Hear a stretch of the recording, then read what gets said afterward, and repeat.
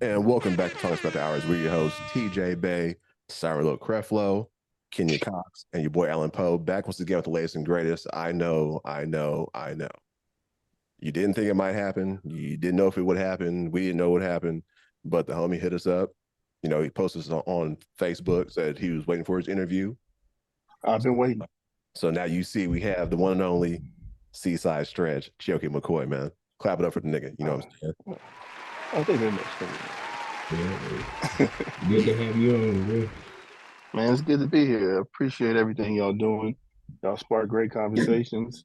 Y'all are doing, you know what I'm saying, incredible things. So it's just a good way for me to support. I have a rule that if I do a podcast outside of the region, then I have to do something from home. And I did one recently. So that's why I reached out because, you know, you got to do what you can to help these platforms. They don't get where they're at just by people looking. We all got to support no matter who we are. You hear that, Byron? Definitely appreciate you. You hear that, Byron? What you got support? What else you want me to support? Where am I going to support? Each other, nigga. That's oh shit, that's some bullshit, man. I'm gonna be supporting. I'm glad he came. You know what I mean? Yeah. You know, Byron was on my head. Byron was on my head for the past couple weeks, like, cuz where's Stretch at? Like, you say he's gonna get on. I was like, yeah, that's what he told me. He said he's gonna get on, man. He's like, no, where's he go? See, it's the thing, is like there's, you know, people assume, you know what I'm saying, that I'm not gonna do some of the things that I say I would do. I don't know why. Maybe it's what other people have done in the past, but Byron, you know better. You know I'm not that type of nigga. Come on now, man. I didn't think that. I was just, you know, I just forgot about it. Like, you know, I'm like, man, he'll get to it. You know, sometimes you don't get to things. No, this what happened. I'm gonna keep it real. You know what I'm saying? Y'all moved the date the first time, and you happened to move it luckily because I was caught up that day. Then when it moved to the next day, I forgot. I ain't gonna lie. I catted. That was all on me. Bullshit and doing something else. It's about accountability, and I apologize for wasting y'all's time.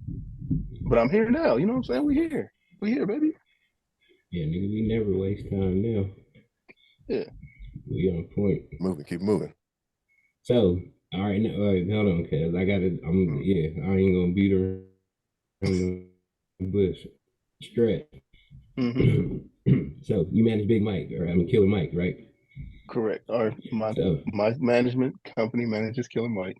That is true. Yeah, well, that is okay. Now, I'm not gonna put nobody on blast, but I heard what Byron said. I don't just support. I watch and support. Okay. You know what I'm saying? All right. The nigga said, no, this is the funniest thing was, all right, he said, yeah, that nigga used to manage him because you know how trash he is. That was kind of funny. I'm not gonna lie. Get him. Now, so I was wondering, how did that Grammy process work for Killer Mike to actually, you know, did he have to, it's not he's going to the people, he's actually going to the committee, right? Yeah, well, the Grammys, you have to look at it like this. So, like, you know, the NBA, right? The All-Star game, you have the fan vote, and then you have like the players vote. Right. The Grammys is only the players vote. So it's only the artists and the people who are, you know what I'm saying, in the Grammy committee. And to be in the Grammy committee, you have to be an artist or somebody who's made a very good contribution to the actual form of music. So with that, people also forget Killer Mike already won a Grammy in 2002, I think, for the song "The Whole World" with Outkast. So not only is he a Grammy member, but he's also a Grammy winner. And then Future is also a Grammy winner. Andre 3000 is not only a Grammy winner, but he released a very highly talked about album that was a little bit different that the Grammys also loved. So I think that, you know, the way that people view it and how it is two different things. So you got to look at it. It's not a fan vote because, as we know, fans get it wrong. It's no different than the Oscars. The Oscars is not going to say what movie sold the most. You know what I'm saying? It's usually what movie they feel is the best. And there's a lot of great movies who we think are cult classics, but they ain't sold shit.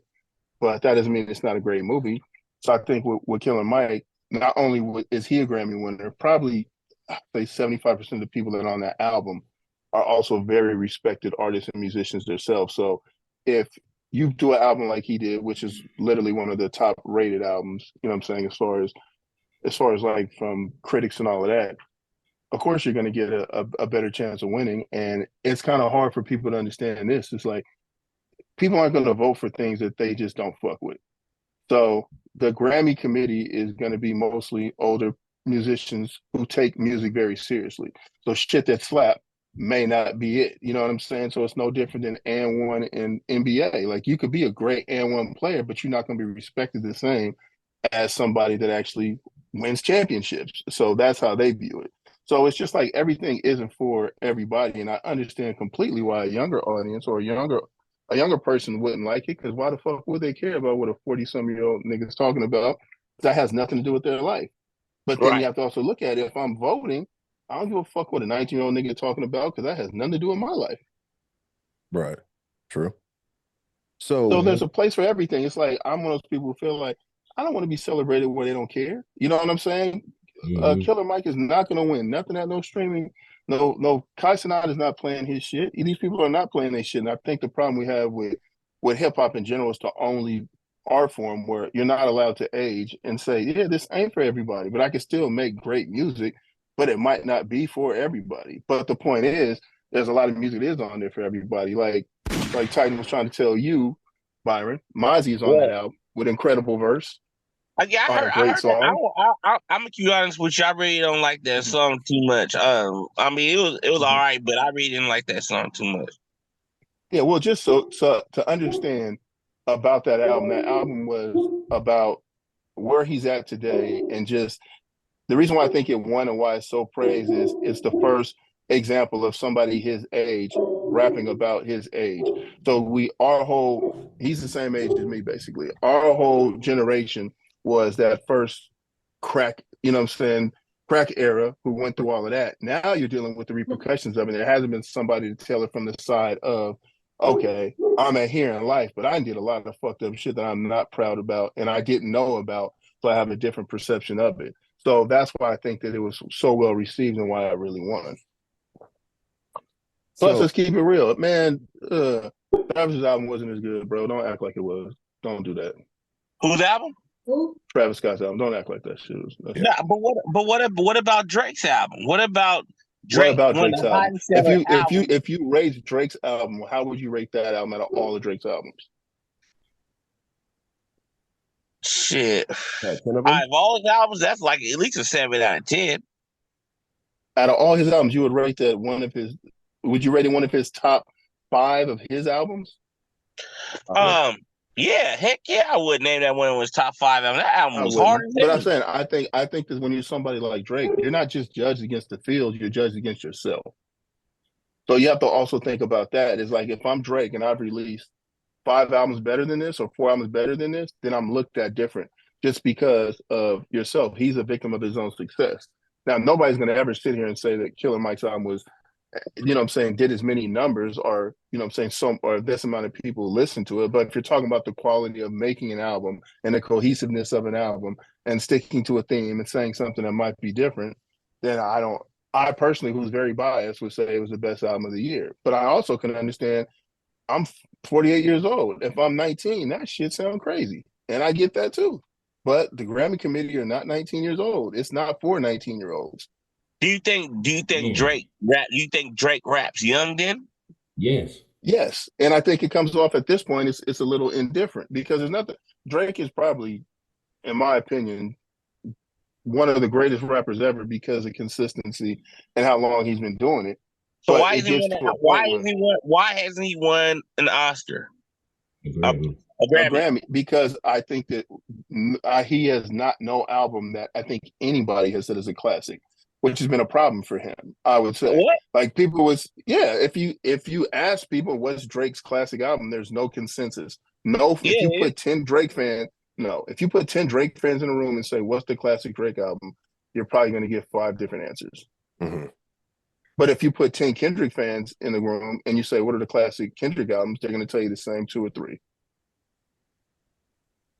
So you feel like he doesn't hate that everybody chooses different classic albums from him, so that's the problem. No, I think that what he does is there's no cohesiveness to it because he's so diverse. He can do being sometimes when you're good at everything, it downplays how good you are in general. So case in point, we like 21 Savage because there's no variation. You're getting the same shit out of him, but he does it great. Mm-hmm. You know exactly what you're going to get. And if that's what you're looking for, that's what you're going to get. We love Mozzie because he does it great. Exactly what you're looking for is what you're going to get. Drake can do a lot of things really, really good. And when you can do a lot of things really, really good, you can't say at one point he was the best at, I would say, melodic raps. Now, I wouldn't say he's the best, but no, he's not the best in melodic rap, but he's still one of the best at a lot of things. But when you're not the best at any one thing, you get graded differently. That doesn't mean there's no different than Jason Tatum. Jason Tatum is probably one of the best all-around NBA players. He ain't got no MVP because we just look at it like, oh, that's Jason Tatum. He's supposed to get to the finals. So sometimes you get critiqued on your own success. And I don't think he's mad at that. He has Grammys. He's not mad at that. He has hundreds of millions of dollars. He is not tripping off of that. I think one thing is about the Grammys as well that some people don't really understand is that I think the panel, they're looking for people that are taking risks with music, right? People who are, stepping outside the box. And pushing music forward. Right. To whereas, like you said, 21 Savage, Drake, they stay in their lane. They stay making the same music. So what's so innovating about that? We've already heard it before. Nah, this is what okay. I don't mean but Byron, how old are you? You're 40 years old, nigga. Okay. You're not 20. I love young women. Hold on, bro. You 40 years old, bro. We ain't 20. I love young women. No more. Nigga, so you got that same Drake syndrome, bro, where you trying to sell, you 30-something years old and you still... Yeah, it'll never stop. At 40, I want some 25 and under. Yeah, no, I'm saying I don't think it should stop. I don't think it should stop. I'm just saying if you're getting grown ass professionals who are successful and at the highest level of music themselves to rate the music, they're not hearing that shit. You know what I'm saying? And that's the problem. Just not. No, it is. No, it's not. I'm gonna tell you why it's not the problem because the Grammys is for it's for the top level of professionals. Exactly. You said for old just like people. the Oscars are. 100%. Nobody said it's not a young man's sport. No, it's not. It's a celebration of people in their career. So I think also people are rewarded for their career, and that's why they have best new artists. They have these other categories, but the thing is I think that what we miss out, because I think the bigger thing about the Grammys, what I think was a bigger travesty, I don't think Killer Mike winning best album of the year for hip hop isn't a big deal, but for SZA not to win album of the year, period, I think is more of a travesty. Especially off a re-release. That's some crazy ass shit. Yeah, it's real. Who was Killer Mike up against? Because I didn't watch the Grammys. So who were the other nominees?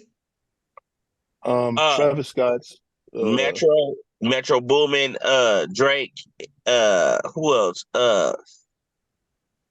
Metro Boomin, Drake, Travis Scott.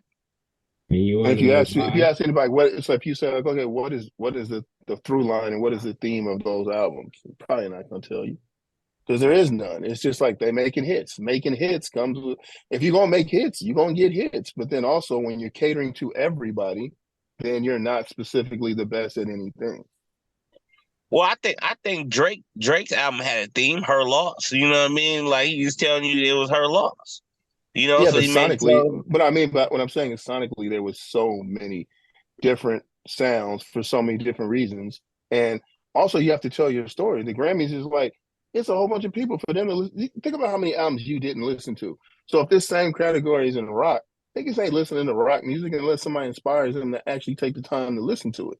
So what Killer Mike did was campaign and had people take the time to actually listen to their music. Like we forget, it's all of music that's voting on this, not only rappers. Right. So you have to impress everybody. So somebody who doesn't give a fuck about Drake or give a fuck about anything, when they're with unbiased ears or listening to albums, they say, I like this one better. And it's just an album that more people who are professionals in the music business would like. Is it what any youngsters like or any people gonna stream? Fuck no. We know that. That's not comparing. Like winningness does not take anything away from somebody else or say they're better than. You know what I'm saying? It just means that look, his peers said we like this better than that. And I think I kind of think back to when we were younger, to where a lot of artists, whenever they create an album, the whole purpose of music is to evoke emotion, right? To make you feel something, right? To where, as in Killer Mike's stance, I think he brought out emotion in other people that, oh man, this is like, I'm his age, I'm going through the exact same thing. Whereas in today's music, it's what? Drinking, taking pills, shake your ass, and that's it. Killing and drilling. And licking booty, Byron. Yeah. I mean, that's what's going on. I mean, yeah, but you know what else is going on? Cool. I understand. But this what else is going on? People's moms are dying, and he made a song about dealing with his mother dying. That's real. People, dope fiends, also being people too. Respecting, like, just because somebody does drugs, don't mean you treat them any different. He talks about that too.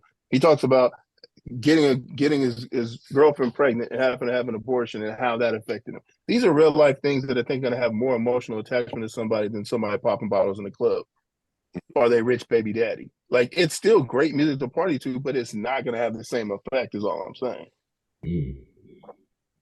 Great point. Yes, sir. On sales though, I mean, so you saying that like sales don't matter at all for Grammys? Nope. Just like it don't matter for the Oscars. It only matters for like Billboard. Yeah, like when you look at the MVP of the NBA, it's not the best player. It's the most valuable player to that team. And how they rate that value is, okay, if this team is the number one team in the league, and that the best player usually gets more value than that. There's a reason why Michael Jordan didn't win every single MVP when he played, but everybody knows Michael Jordan was the best basketball player all of those years. But he wasn't the most valuable because Karl Malone's team might have had the best record. And obviously, if you take Karl Malone's team off that, they ain't gonna have shit. You know what I'm saying? So it's just different. If the way things are judged, we accept them for what the rules are. Now, anything that is subjective to people's opinion, nobody's wrong in their opinion. Music is subjective. There's a lot of great music that nobody wants to hear. And there's a lot of terrible music that we get stuck in our head. So, basically, Byron, is nigga, if you want to, don't look to the Grammys for. You gotta switch it up. You gotta look for the Billboard Awards if you. Man, ain't even that. Byron don't give a fuck about the Grammys. He keeps calling them the Oscars, nigga. He don't really care. I really don't Byron care. ain't never watched the Grammys. Exactly. He ain't never watched no damn Grammys. I never watched one Grammy in my life. And that nigga be like, nigga. I'll be like, I don't give a fuck how many Grammys you got. I mean, you better be getting more money, shit. That's all. Hey, Kenny, do you have anything you want to ask? The Grammys? No, I mean, just in general, you've been sitting there kind of quiet, so. Because this connection is doing a fool. I don't even know what's going on. I'm like, why is that happening today?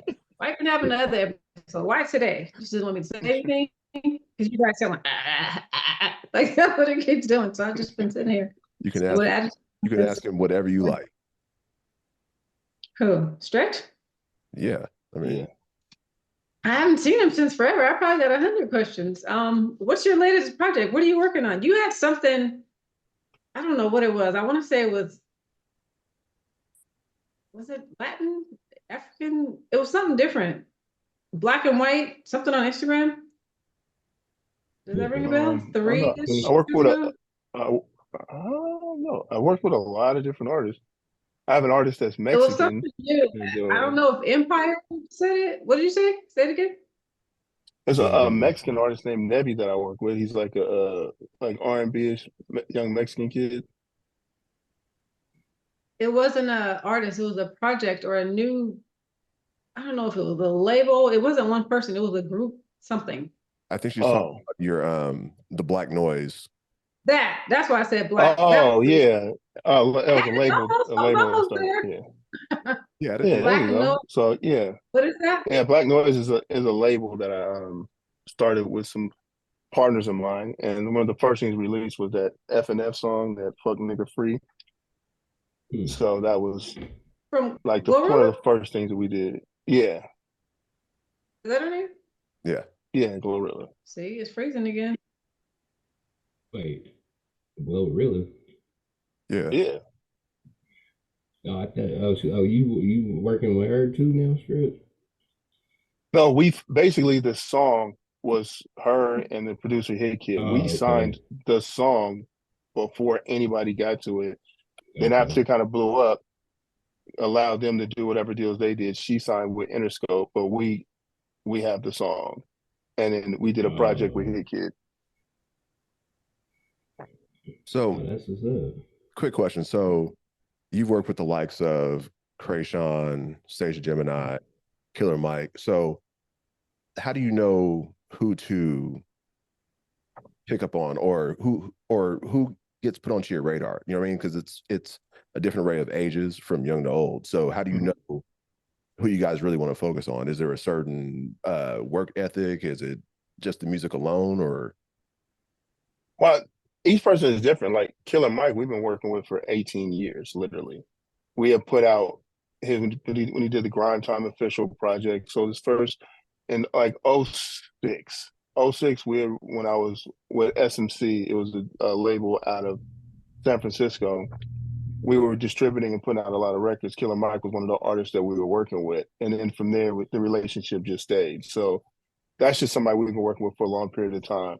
Like other artists, usually what happens is I find a lot of stuff, but a lot of stuff is also sent to me. And usually what makes me want to work with somebody is just meeting people. Like you can tell when somebody is serious and when somebody really wants to make it. Like we've all played sports, and you know the difference from there's certain niggas from middle school. You're like, yeah, that nigga gonna make it to the league just because of their dedication. And there's niggas who we know that might have been the best niggas in the world, but they ain't got it in them because they're too lazy. They ain't gonna make it. Right. How much a level of seriousness do you have to show in order for artists to mess with you? 100%, because this is like I don't do anything else. The thing about music is to be successful, this has to be any and everything you do. There's people that made it to the league and had jobs, but the job was just so they could pay their bills, but they still spend the same amount of time in training and doing everything else. If you really want to make it in music at a high level, you have to treat this like there's nothing else that's more important in the world, because people get lucky, but nobody sustains a long career without working harder than everybody else. It just doesn't happen. It's like with anything. Like you don't become the best at nothing without hard work. Everybody can have their moments, but for longevity, like you can't expect somebody to be the best of the best, but they're not working as hard as everybody else. It's just not possible. And I think that when music has become so accessible and easy to kind of do, that people don't commit to anything. So if I don't commit to being a truck driver, I'm not going to be a truck driver. I can't just, you know what I'm saying, fuck around and be a truck driver on the weekend and just try to see. No, nigga, I have to be committed. I have to take the classes. I have to put in the hours. I got to do all of that shit. Mm-hmm. But I think music, because of technology, has been so easy just to play around with, that people can make music and not be committed to it. That's probably why we got thousands of rappers right now. Yeah, because it's something you could do as a hobby. So the reason why you don't manage nobody, like, because everybody keep asking this damn question. When do you plan on managing somebody from your area? You manage multiple people everywhere else. That's a simple answer. Like, as soon as somebody's worth managing. This is like this. Okay. You tell me anybody that's from the area right now that is the person that everybody in the area says, this is who we fuck with, and this nigga's the hottest thing from here. The hottest thing. Well, there's a lot of politics and everybody hate each other right now. But think about this. Let's use Mozzie as example. There's no more politics than what Mozzie's been through.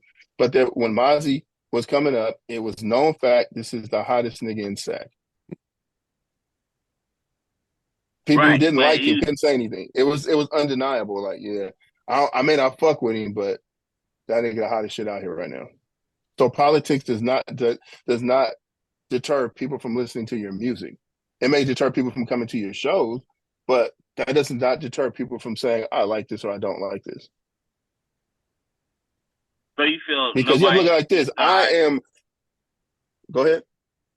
You feel like nobody in Seaside is hot enough for the enemies to say, well, he's tight. You know what I mean? So everybody has a rapper in Seaside. Everybody has to like him in order for you to. No, not at all. But what I'm saying is this: if I asked 10 people from Seaside, hey, who are the 5 best rappers?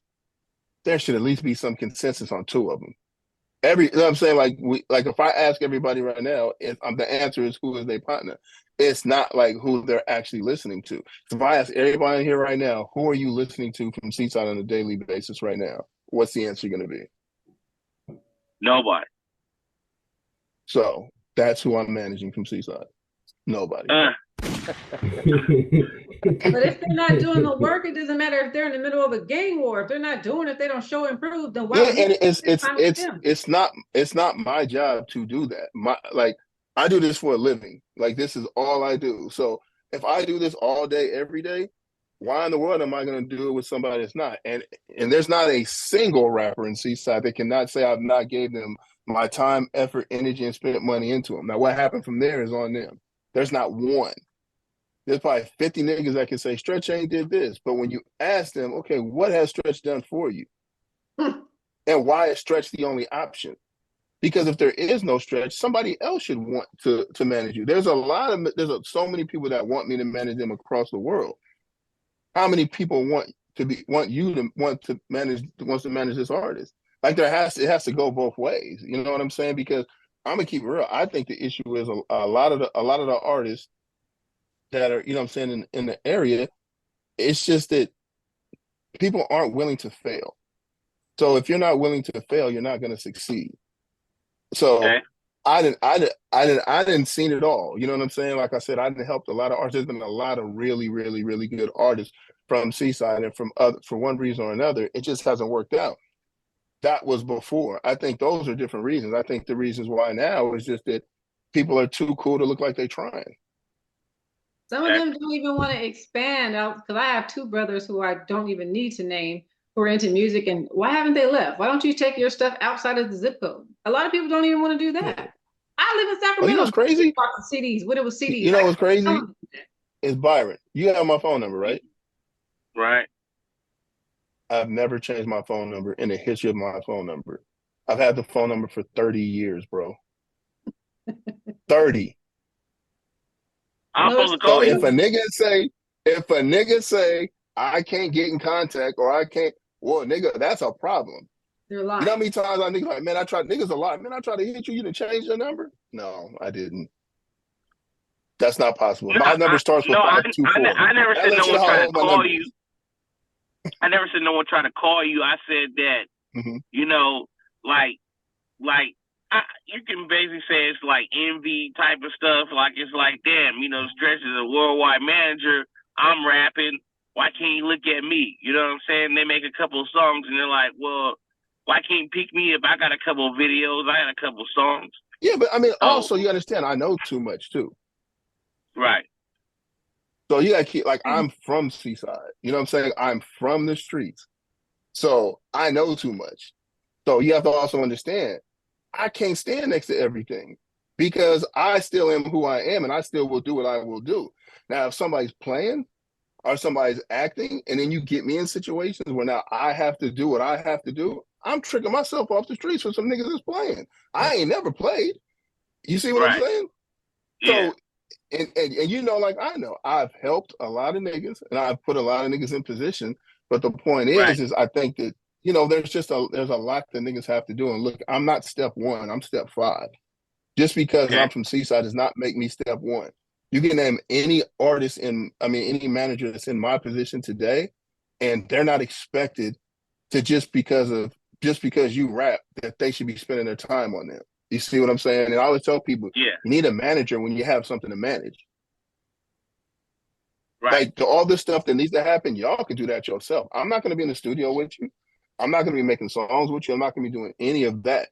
And anybody that I've ever worked with, it's like, it's because of the work that they've done. And it's me helping them okay, you got this done. Now I come and apply the business and help you monetize this and help you make this as big as you can. Because I've seen it all from niggas all across the world that I dealt with, and the same story is the same as they started themselves, they busted their ass, they built an audience, and most of the time they didn't know what to do after that, which is when somebody like me comes in. But I'm not the one that said, hey man, I believe in you. Let's go to the studio. Ain't nobody coming to nobody and saying, hey man, I believe in you. Let's go to the gym. You know what I'm saying? I'm gonna pick you up every day so you can take these shots. We're going to the league. Nigga, this ain't that. We grown as fuck, nigga. This ain't that. Nigga, and Byron, you got nerve because you tried yourself, nigga.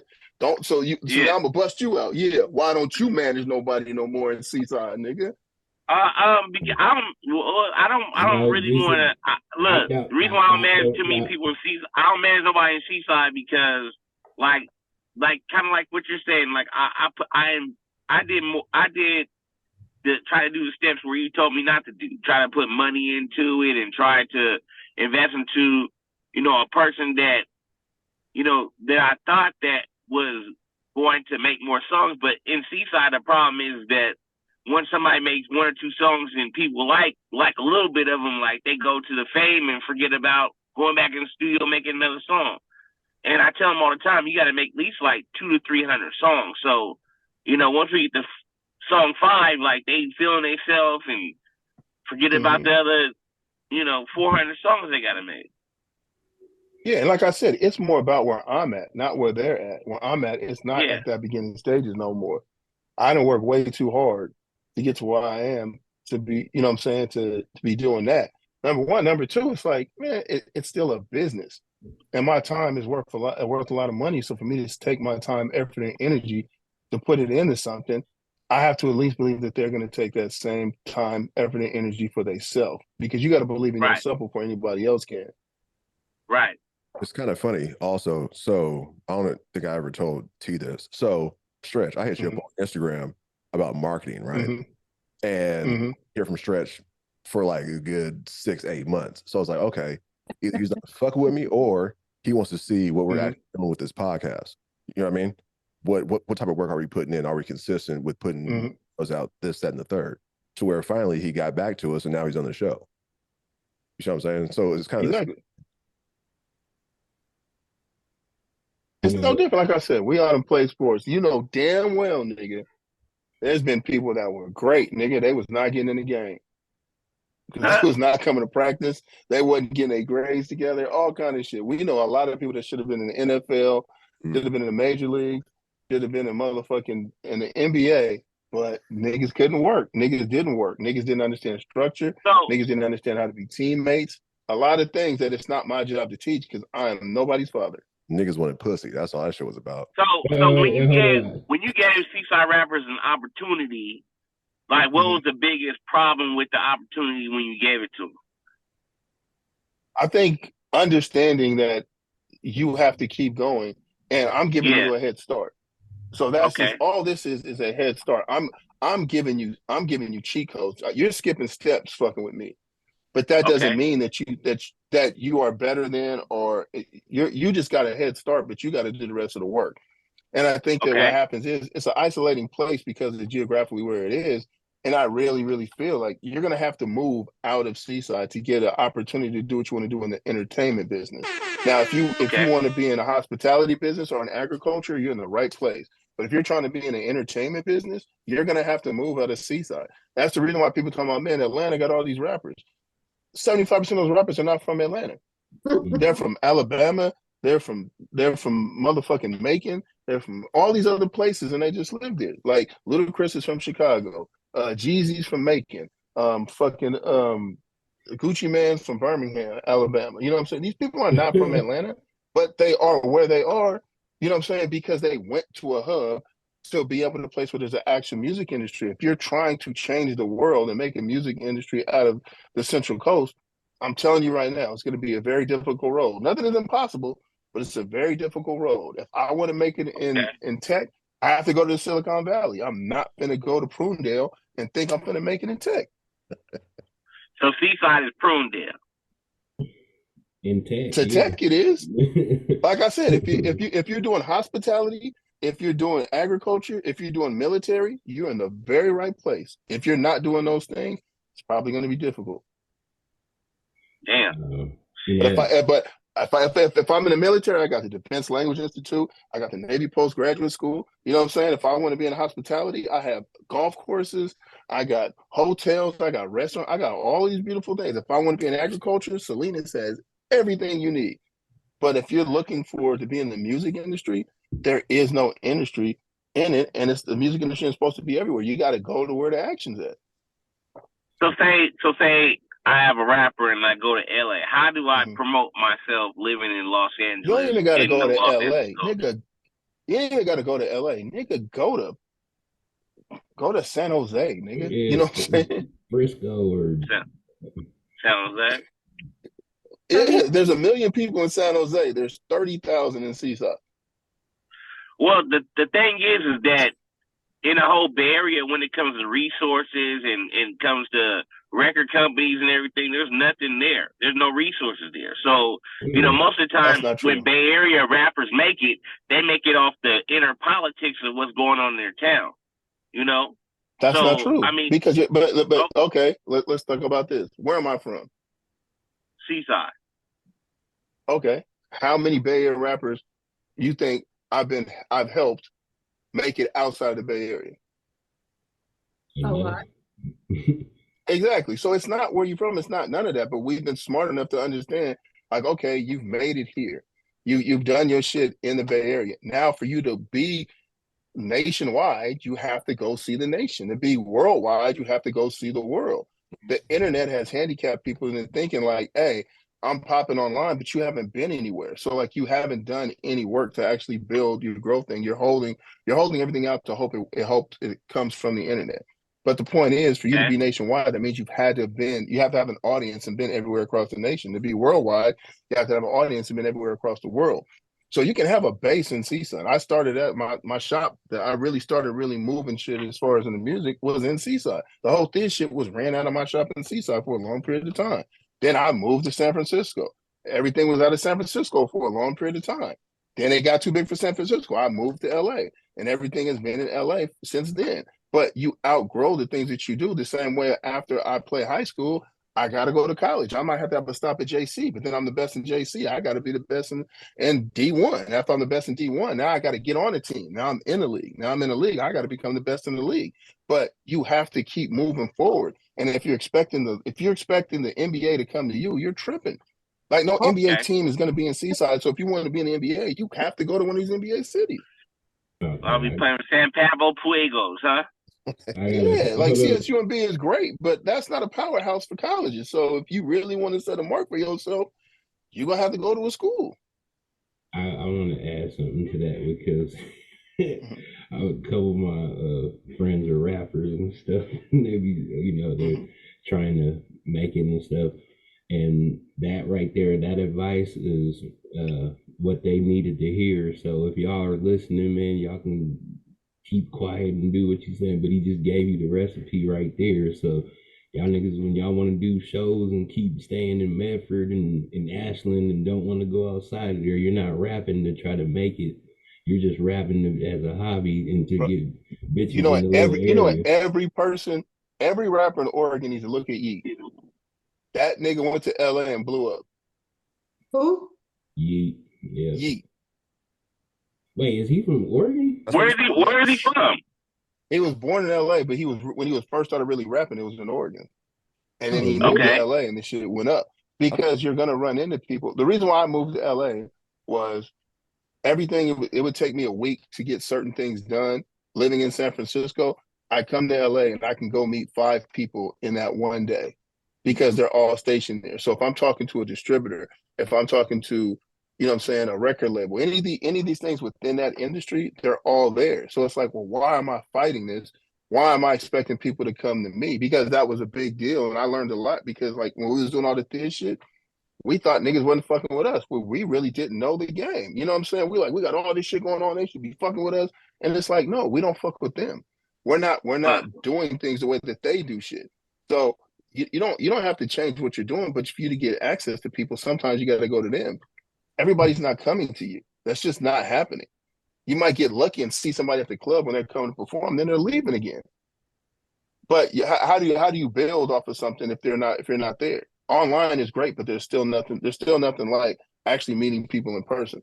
Like if I'm making movies, you have to go to Hollywood. Everybody knows that. You're not gonna be a film director and really take off in Medford. It's probably not going to happen.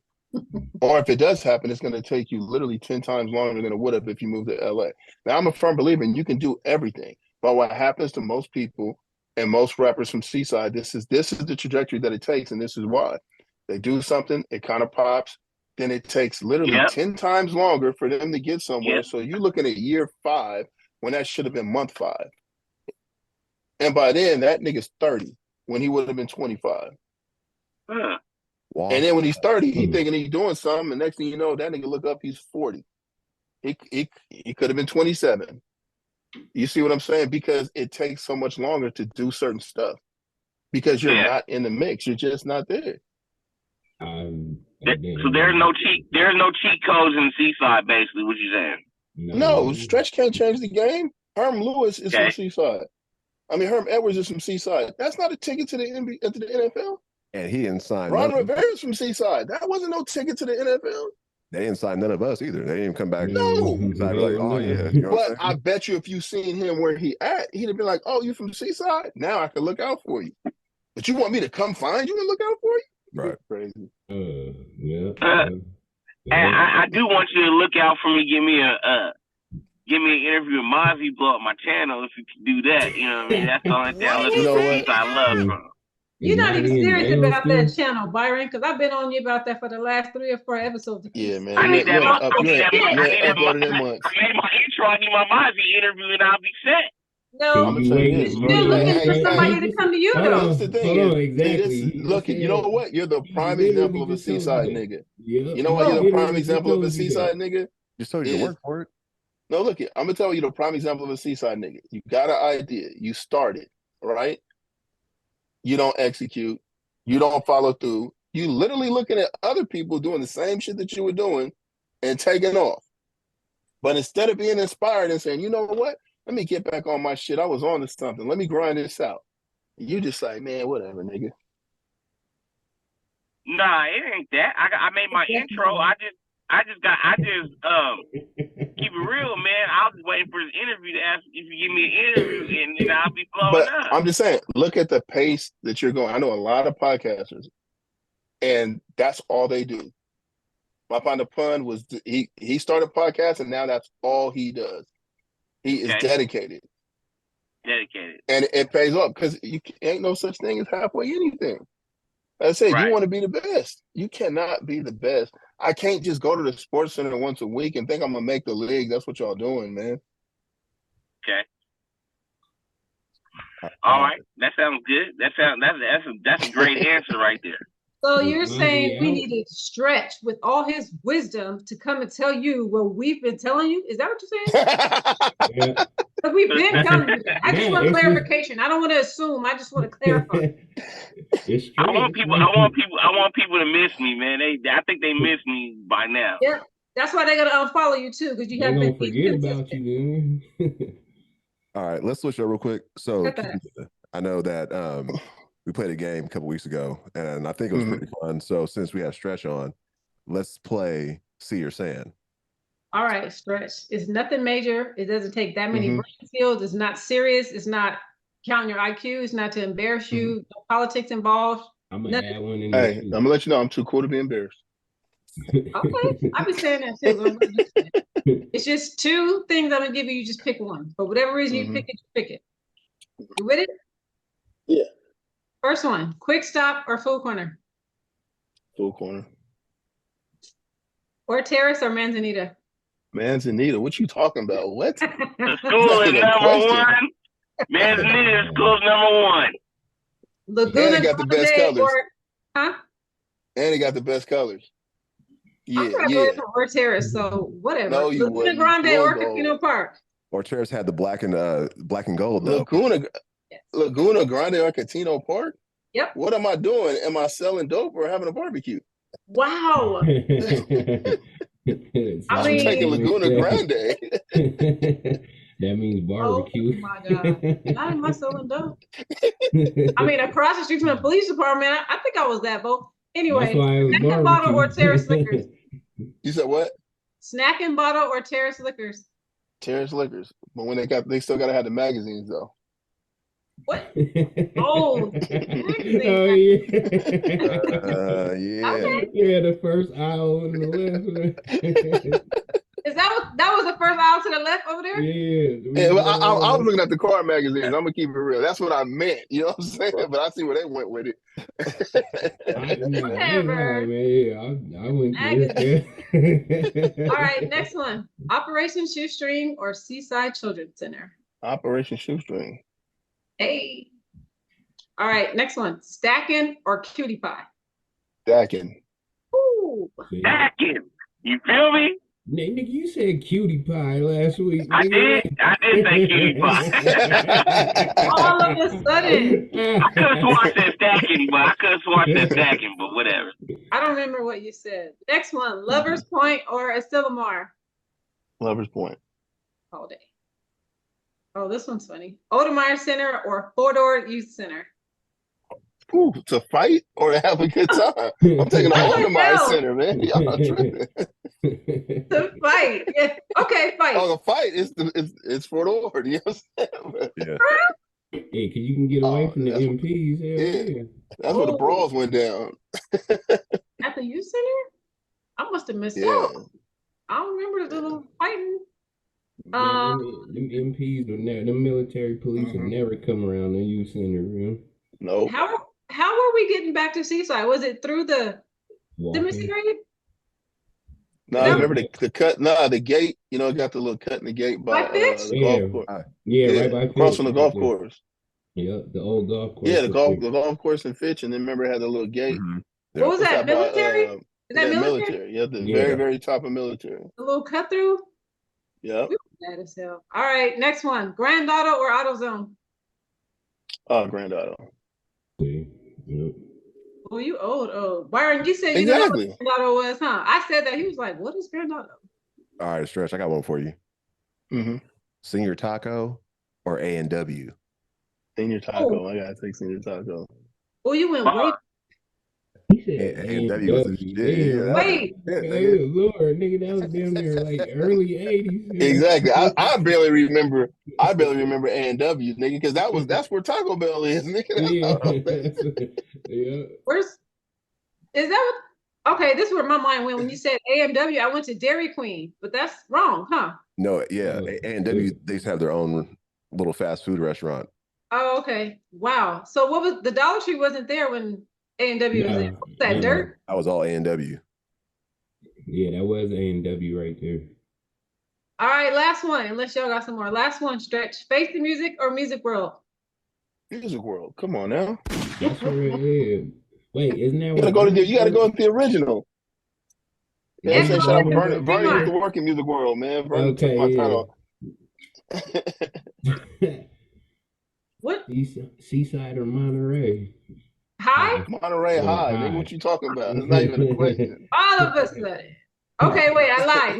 This is the last one. Mm-hmm. Did you go to King? Yeah, of course. Mrs. Owens or Mrs. Williams? Well, Mrs. Owens is rest in peace. That's like my mom's cousin, so that's like family. So definitely Mrs. Owens. Which one did you have? You had Miss Williams?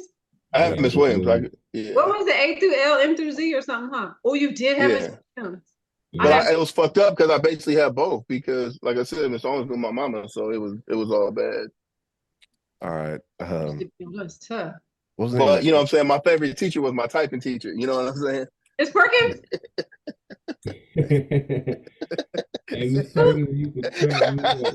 Yeah. I got that one. Perkins. Oh, Mr. Whitfield, man. Yeah, Mr. Whitfield. Oh, I'm sorry. That went over my head. I didn't know your mom was a typing teacher. Is that what you meant?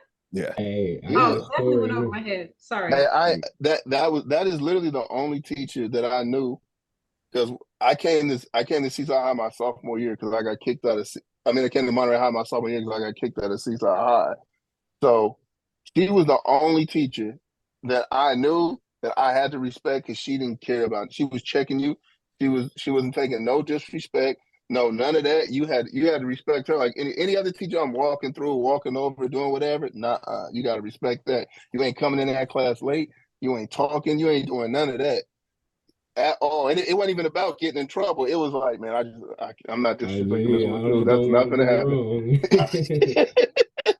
I've heard so many stories about her blowing niggas up in class. I'm like, God damn. No, but you know what's crazy is, but the reason why I fucked with her so much is she would pull me to the side and be like, basically like, man, you messing up. Like, you too smart to be doing the stuff you're doing, and I'm not finna let you just slide. I'm on your head. And you gotta respect that, because you know what I'm saying. I wouldn't be where I am today if it wasn't for teachers like her and just a lot of people that believed in me in situations where they could have looked the other way, because we all had options to go left or right, and as many times I went left too many times, but by the grace of God, what I'm saying, and by the right people, I'm able to be here today. Well, that's just it. I got a story for you real quick, Al. Mm-hmm. So we was TAing in your mom's class, right? And this was junior year, and it was, who was freshman? I think it was Byron. You were my brother's age. You my brother's age, huh? He older than me by 1 year. Okay, so yeah, it was my brother's. It was when we were seniors, and my brother Mo was a freshman. Right. And they was in the class, and nigga, they was throwing shit. Whatever Miss Whitfield came in, they kept throwing stuff. Right. Somebody took a little pencil and threw it. It didn't hit her. It just flew by her. Nigga, I mean, with the instant, it was just like clockwork, like a ninja. She picked up a stapler. I mean, flew her right at that little boy, nigga. I was like, we was like, ooh. And it hit off his desk and hit the little boy in the back. And she said, what? Oh, wow. Motherfuckers better calm down. And she said it just like that. We was like, oh, shit. Oh. Hey, she was the only teacher where you knew, don't get up, think you finna run out when the bell ring. You better sit your ass down until I excuse you, nigga. That bell don't mean shit.